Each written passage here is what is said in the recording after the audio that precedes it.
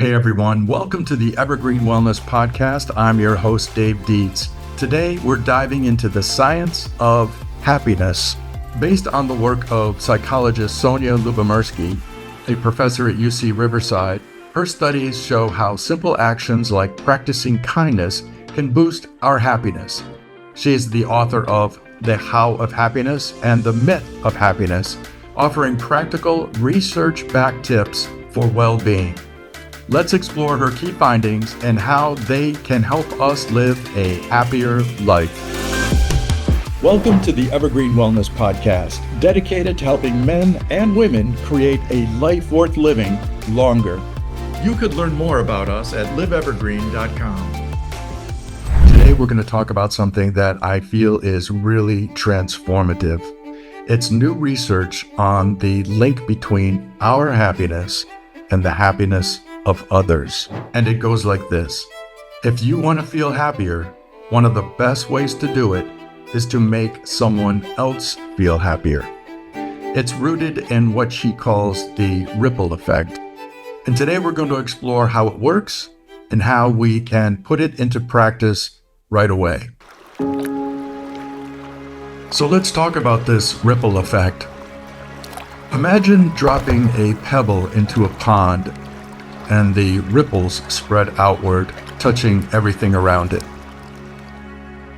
When we do something kind for someone, or when we give them a compliment that makes them feel good or feel happy, we create those similar ripples in their life. But here's what's interesting. Often, those ripples come back to us, enhancing our own sense of happiness. Her research shows that it isn't just about making others feel good, but being kind to others has tangible benefits for our own well-being. Let's break it down. First, making someone else happier strengthens social bonds. Humans are wired to form connections with each other. It goes way back to our prehistoric ancestors. They had to form close bonds because it was critical to their survival. They hunted food, they tended to each other's wounds, they helped the children, they built protective camps. Everyone had purpose and everyone had a sense of belonging. Well, fast forward a few 100,000 years and that desire to belong and to have a sense of purpose is still deep inside of us. Lyubomirsky writes that our relationships today are still a huge part of what gives us purpose and a sense of belonging. When we help someone or are kind to someone, it shows that we care and we value that relationship. Kindness is an investment in those connections, and being kind and experiencing kindness is what deepens our sense of belonging. So think back to a time when you did something kind for maybe a friend or a family member. Maybe you helped them with something, or you gave them a really nice, uplifting compliment that made them feel good. How did that make you feel?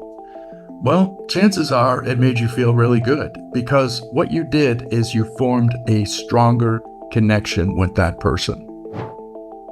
Secondly, there's something called the helper's high, and it works like this. When we do something kind to another person, our brain releases feel-good chemicals like dopamine and oxytocin. These are the same type of chemicals that are released when we do a physical exercise or when we've put a lot of effort into something and that effort has yielded a positive result. But that type of a high is relatively fleeting. It lasts maybe a few hours at the most. But the helper's high, on the other hand, is a much longer feeling of happiness. It is a sustained feeling of happiness that can stay with us for days after the act of kindness itself. So the third reason why helping others makes us feel good is because it strengthens our sense of purpose. Now, having purpose is often described as being part of something bigger than ourselves. So when we contribute to someone else's well-being, we feel like we matter, like we're part of something bigger. And that sense of meaning is a key ingredient to our long-term happiness. Lyubomirsky emphasizes that kindness creates a narrative in our minds that I am someone who makes a difference. I am someone who makes a difference. So what does she mean by that? Okay, so let's say that you go forward in your day and you make someone else feel happy. You make them feel really good. Well, chances are that person is going to go forward and make the next person they come in contact with feel real happy. And the next person that they come in contact will make them feel happy. And it just keeps going and going and going. And before you know it, it's spreading off into all different directions. And God knows how many people you have made feel happy. And you started it. It all started with you. You're the one that dropped the pebble in the pond and set those ripples going in all different directions. So yeah, Lyubomirsky is right. We can make a difference, and that is exactly how we make a difference. I am someone who makes a difference. That's powerful. There is a famous quote, and I think it's by Maya Angelou. It goes, people will forget what you said, people will forget what you did, but they will never forget how you made them feel. How you made them feel. That is what makes a difference. And you know what? It's so easy to do. It is absolutely effortless to be kind to somebody, to say something nice to someone. Kindness is an infinite power that never runs dry.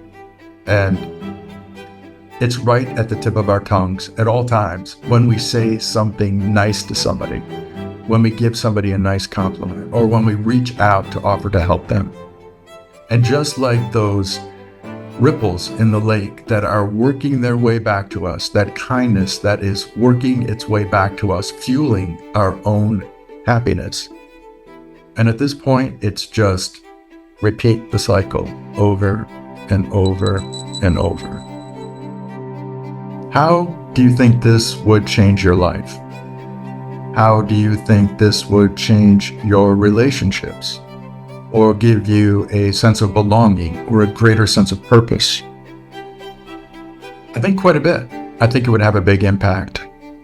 So you might be asking, Dave, is it a little disingenuous to be kind to someone for our own personal benefit? And we will benefit from our kindness. We will benefit by feeling happier, and we will benefit by being more connected. But that doesn't make it less sincere.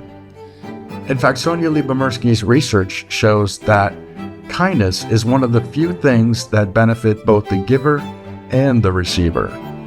So it's not an either-or situation. If we both feel happier and we both feel more connected, it's a win for everyone. So how do we start making somebody happier today? Well, Lyubomirsky suggests that we start small. We can compliment someone, we could offer some help with a task, or we can even smile at a stranger. These simple actions create ripples that can positively affect someone's day and our own day, she says. She also says that another key is to make these acts of kindness a habit. I like that. Over time, we'll notice that the more we spread happiness, the more natural it becomes, and it transforms our mindset. So what have we got to lose? I say we give it a shot. Let's start looking for ways to spread happiness and to keep those ripples alive. We may not see how those ripples reverberate from person to person, but when the happiness comes back to us and we feel it, we know we've done something right. Sonja Lyubomirsky's research shows that happiness is not a limited resource. It grows the more we share it. And it reminds us that our life has purpose and that we make a difference. Thank you for watching today's podcast. If this show resonated with you, please share it with someone who you might think would benefit from it. and don't forget to subscribe. My name is Dave Dietz, and until next time, keep spreading happiness, one small act at a time. Have a great week, everyone.